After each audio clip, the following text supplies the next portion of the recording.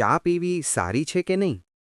ચા ક્યારે અને કેવી રીતે પીવાય તો આરોગ્યપ્રદ રહે છે એ જાણવું મહત્વનું છે.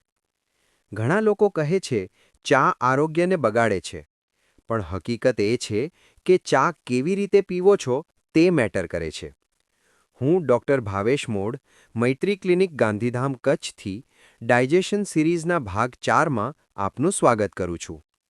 સવારે 6 થી 10નો સમય આયુર્વેદ ચિકિત્સાશાસ્ત્ર મુજબ કફ દોષકાલ છે. આ સમયે બ્લેક ટી એટલે કે દૂધ વિનાની આદુ ઇલાયચી સાથે પાચન માટે સારી રહે છે. બ્લેક ટીમાં રહેલ કેફીન અને એલ-થાઇનીનનું અનોખું સંયોજન મનને શાંત પણ મગજને જાગૃત કરે છે. બપોર પછીનો સમય વાયુદોષકાલ છે. આ સમયે દૂધવાળી ચા એટલે કે મિલ્ક ટી શરીર, મન અને મગજને વધુ સૂટ કરે છે. દૂધ મિશ્રિત થવાથી ચામાં રહેલ ટેનિન બેલેન્સ થાય છે. સ્મૂધ સ્ટેડી એલર્ટનેસ વધે છે.